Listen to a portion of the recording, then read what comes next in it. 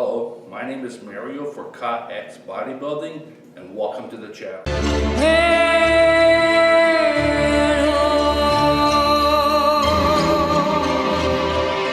Hey guys, my name is Mario for X Bodybuilding, and welcome to the channel. Before we get to the video, I just want to ask you, if you enjoy my content and want to support me, please like, subscribe, leave a comment, be appreciated. As well, if you'd like to follow me on X, that'd be appreciated, as well as on Instagram, that'd be appreciated as well. All my links are in my homepage, as well as I also have two other channels. One is an entertainment channel called Dance and Music. If you like cute girls dancing and good musical playlists, check out that channel there. If you're into spirituality, I also have a spiritual channel called Spirit. All those links are on my homepage as well. So if you'd like to check that out, that'd be cool as well. So for now, we'll just end it there, and let's get on with the video. Hey guys, so today is gonna be my 2-week update from in between September 13th to September 27th.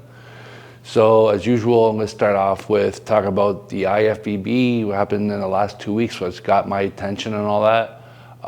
First, I want to start off 2 weeks ago. I in that update there, I talked about the top 10, what my thoughts were, and if Urs Kalecinski was able to jump into the top 10, right? So I think he can, but I think it'll be more around number 10. I think if he gets in the number 10, I think that'll be really good for him. But I was watching Nick Strength and Power, and he said that he put Urs Kalecinski in front of Brett Wilkin, right? So to me, I kind of thought that was kind of strange. With Urs, he still got his back to build up as well.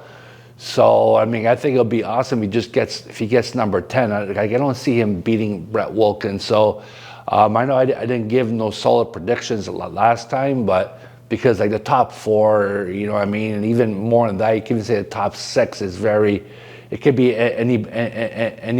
anybody's win, right? They're so close together. So, but on this one here, I'm gonna make a prediction. So I'm gonna say that Brett Wilkin will place higher than Urs Kalecinski, and we'll see. Nick has it the other way around. Let's see who ends up being right. So yeah, so I just thought that was kind of interesting that he would say that. But anyways, leave that one there. So second, Sean Ray was talking about Urs. He shouldn't do the Olympia and all that. He should give himself a year off and come back and this and that. I disagree with that. I think Urs is doing the right thing. I think he's created himself a product, and he's selling this product.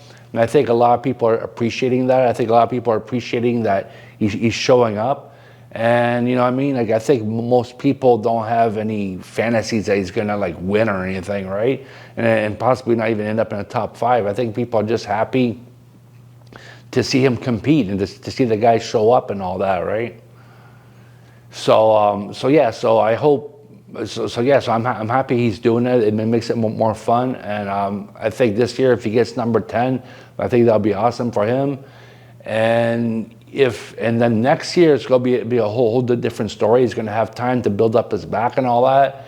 And I think people are going to look at him a lot closer next year. But for this year, I think people are just happy to see him compete. And I think it'll be fun having him there in the open, right? So from there, let's go to Hadi Choopan. Finally made it in. I think that's awesome. I'm happy that Hadi showed up. I think it would be kind of not good to have a Mr. Olympia not show up, right? It's one thing to have a top, someone it would be around 7 or 8 and all that not show up, even though that's not cool either, because they're all pretty big names. But I think it's more uncool if you have a Mr. Olympia like Derek, Samson, or Hadi not show up, because let's say you're someone like Nick Walker.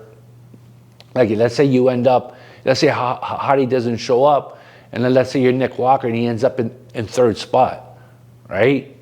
Did he really end up in 3rd spot? I mean, You know what I'm saying? Like you didn't beat Hadi, so like I don't know. I would think if you're someone like him, or if you're Derek or Samson, you know what I mean. If you're one of these guys that'll probably be in the top 4, I think you want all the big names there. So that way, let's say you do win or you place wherever, you know, you'd be happy with that placing. Then if the guy didn't show up, then how do you really know if you beat the guy, right? So I'm happy with that. And so yeah, so I think we'll leave it there. I think it's going to be interesting. This Olympia, I've bodybuilt for quite a while, but I haven't really been watching bodybuilding really close for except for the last 2-3 years. So to me, that's kind of new as well. But I think with that, I think it's going to be. I think it's one of the deepest lineup. I think that's been seen, right?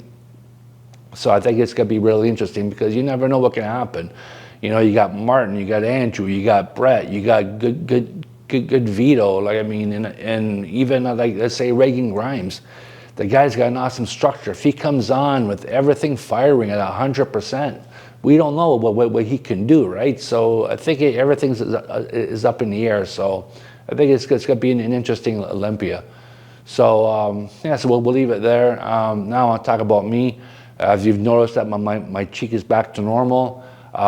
Everything's not back to 100%. I still got a little bit of like, I don't know if you want to call it swelling or whatever, in this right side. But I ended up, the issue was that I had an impacted wisdom tooth, and then it got under the back molar, so they ended up pulling that too.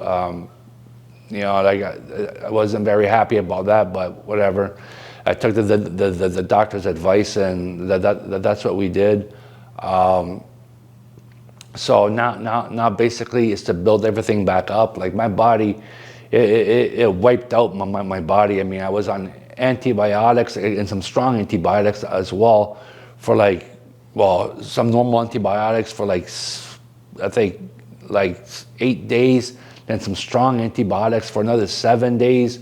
And they say you shouldn't be on antibiotics for more than 14 days. And I was like on, I think like 15, 16 days with some strong stuff. They end up with some like prescribed Advil. So, you know, that helped with the swelling, but as well, like that helps with, that gets your whole body to completely relax, right? It's not just your this area here, right? So, you know what I mean? Then the antibiotics will wipes out all bacteria, so you got to have to deal with that. So yeah, so it's wiped up it's wiped everything up pretty good. But I'm building back up. This day, today was my strongest day. I did legs. I didn't go like to complete failure on anything, but I got it to about, I'd say around medium to some stuff. I did some deadlifts, and I had to really scale it back, right? I'm just getting everything going again, but I don't know, today felt pretty good.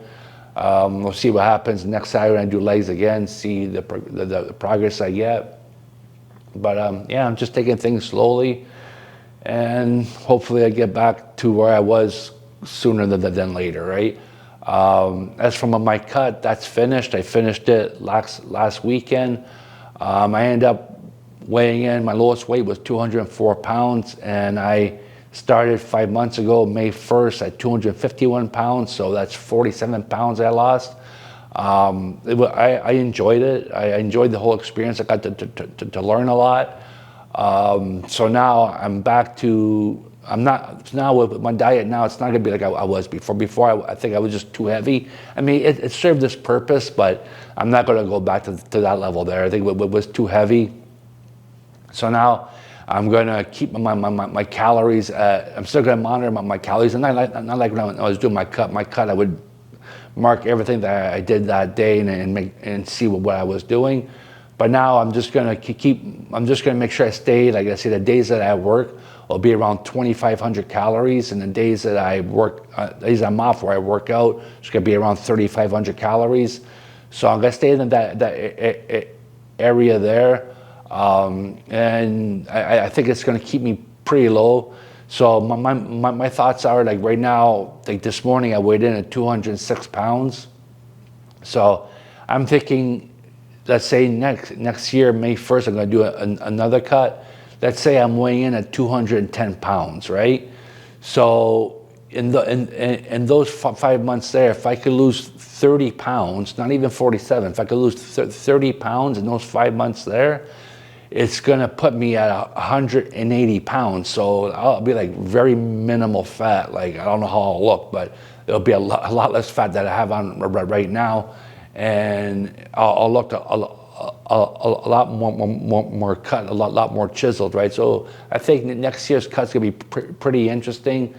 I'm looking forward to doing it because I've already learned some stuff, so it's gonna be interesting to see what happens. Hopefully I could get.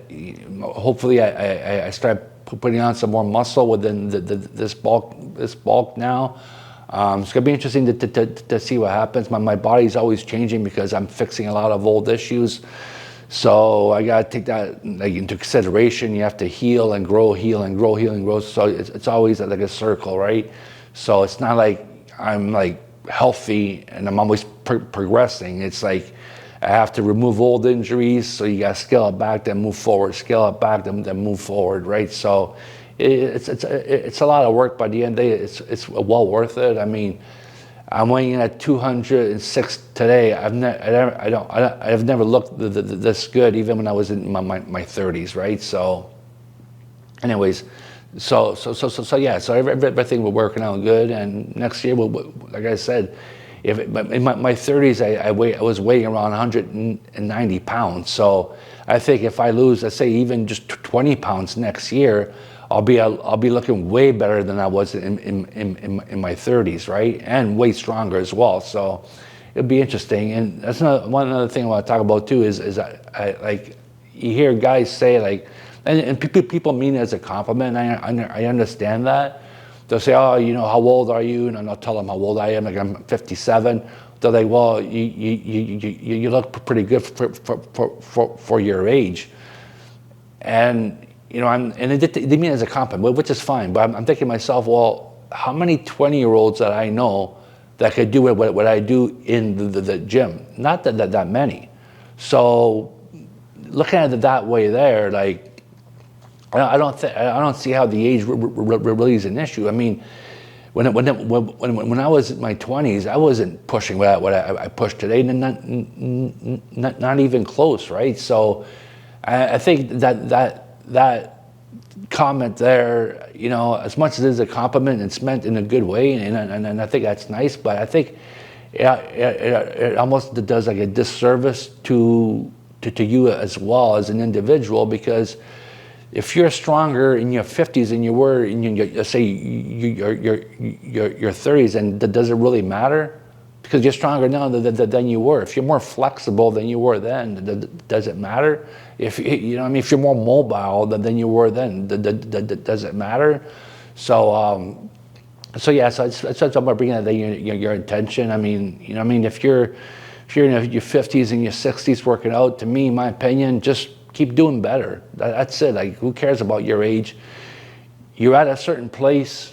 Just aim to do better than where you are. And it's the same thing if you're 80 years old than you are if you're 20 years old. If you're a 20-year-old, you look at where you are and you look to do better than where you are in a healthy, intelligent fashion. So it applies to all age groups, right? So to me, don't look at your age. Look at what you want to do, and focus on accomplishing what you want to do as well, right? So, but anyways, I'll leave it there. Have a pleasant day, and we'll see you next workout, in next video. See ya.